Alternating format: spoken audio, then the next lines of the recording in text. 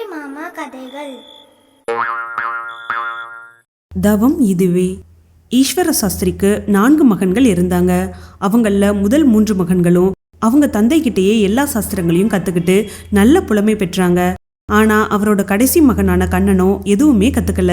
காரணம், அவனோட மூளையில எவ்வளவு சொல்லி கொடுத்தாலும் ஏறாம போனதுதான். தன்னோட மகன் கல்வி அறிவு இல்லாமலே இருக்கிறானேன்னு நினைச்சு அவனோட தந்தை வேதனைப்பட்டுக்கிட்டு இருந்தாரு. கண்ணனோ தன்னோட சகோதரர்களுக்கு கிடைக்கிற மரியாதையும் கௌரவமும் தனக்கு கிடைக்கிறதுலேன்னு வருத்தப்பட்டான். தான் படிக்க முயற்சி பண்ணி எதுவும் மூளைக்கு எட்டலையேன்னு நினைச்சு அவன் கவலைப்பட்டான். இதை உணர்ந்த ஈஸ்வர சாஸ்திரி அவனை ஒரு குருகுலத்துல சேர்த்தாரு. 1 வருஷ காலம் அவன் அங்க இருந்தாலும் அவனுக்கு படிப்பு ஏறல.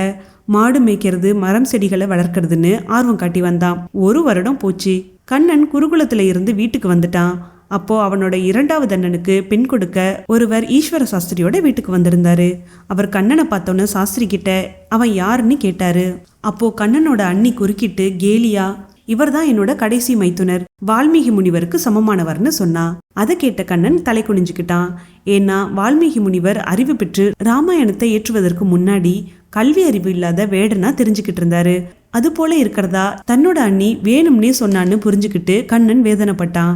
உடனே அங்கிருந்து எழுந்து வீட்டை விட்டு வெளியேறி அவன் கால் போன போக்குல போய்கிட்டு இருந்தான். வேடன் கடுந்தவம் புரிஞ்சுதானே வால்மீகி முனிவராகி மாபெரும் இலக்கியகர்த்தான்னு புகழ் பெற்றாரு. அதனால தானும் தவம் செஞ்சு வால்மீகி முனிவரை போல அறிவு பெற்றுடணும்னு அவன் நினைச்சான். இப்படி நினைச்சுக்கிட்டே அவன் போனப்போ சாயங்காலம் ஆனது. ஒரு முனிவரோட ஆசிரமத்தை அடைஞ்சான். அங்க முனிவர் கண்களை மூடிக்கிட்டு தியானத்துல அமர்ந்திருந்தாரு. அதை பார்த்து கண்ணனும் கொஞ்ச தூரத்துல உட்காந்து கண்களை மூடிக்கிட்டு இருந்தான். அவன் கண்களை மூடி அமர்ந்த போதிலும் தியானத்தை செய்யவே முடியல. மனம் பல விதத்துல அலைஞ்சுக்கிட்டு இருந்தது. இப்படியே பல மணி நேரம் போனதுக்கு அப்புறம் முனிவர் தியானம் கலைஞ்சு எழுந்து ஆசிரமத்துல அங்கேயும் இங்கேயும் நடக்க ஆரம்பிச்சாரு.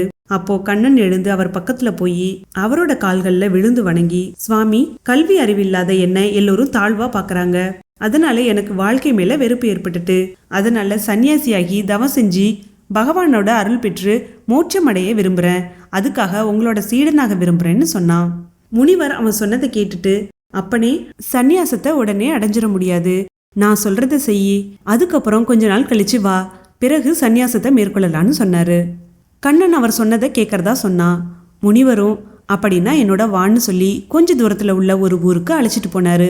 அங்க ஒரு மாடி வீட்டு வாசல்ல உட்கார்ந்திருந்த ஒருத்தர் எழுந்து முனிவரை வணங்கினாரு. முனிவரும், சோமநாதா, நீ எனக்கு ஒரு உதவி செய்யணும். இந்த இளைஞன் கண்ணன். உன்னோட வயல்கள்ல 1 ஏக்கர் நிலத்தை 1 வருஷத்துக்கு இவனுக்கு கொடு. இவனை அதுல உழைக்க செய்யறது உன்னோட பொறுப்பு. இவன் தன்னோட உழைப்பால அந்த நிலத்துல விளைவிச்சத விற்று பயன்படுத்துறதும் உன்னோட பொறுப்புன்னு சொன்னாரு. சோமநாதனும் மகிழ்ச்சியோட அந்த பொறுப்பை ஏத்துக்கிறதா சொன்னாரு. முனிவரும் கண்ணன் கிட்ட சோமநாதன் கொடுக்கற வயல்ல 1 வருடம் உழைக்கும்படி சொல்லிட்டு போனாரு. 1 வருடம் போச்சு. முனிவர் கண்ணனை பத்தி நினைச்சுக்கிட்டு இருக்கப்போ அவனே ஒரு கூடை நிறைய பலவித பழங்களை எடுத்துட்டு வந்து அவர் முன்னாடி வச்சு வணங்கினான். முந்தைய சோகமோ வருத்தமோ அவன்கிட்ட இல்லவே இல்லை. சிரிச்ச முகமா இருந்தான். முனிவரும் புன்னகை புரிஞ்சு, என்ன கண்ணா, இப்போ வாழ்க்கை மேல உனக்கு வெறுப்பு ஏற்படலையே, ஏதாவது மாறுதல் கண்டாயான்னு கேட்டாரு. அவனும், குருவே, பெருத்த மாறுதலையே கண்டேன். இந்த ஊர் கோவில் அர்ச்சகர் அவரோட மகளை எனக்கு திருமணம் செஞ்சு வைக்க முன்வந்திருக்காருன்னு சொன்னான். முனிவரும், அப்படியா, ரொம்ப சந்தோஷம்னு சொன்னாரு. அவனும், உங்களோட ஆசீர்வாதத்தினாலதான் இதெல்லாம் நடந்ததுன்னு சொன்னான். முனிவரும், உன்கிட்ட இந்த மாறுதல் ஏற்பட்டதை பார்த்து நான் மகிழ்ச்சி அடைகிறேன். அதுக்காக தான் உன்னை சோமநாதன் கிட்ட ஒப்படைச்சேன். மனிதன் வாழ ஒரு குறிக்கோள் இருக்கணும். இதுக்கு கல்விதான் வேணும்னு இல்லை. எல்லோருக்கும் ஒரே விதமா இருக்கிறது இல்ல.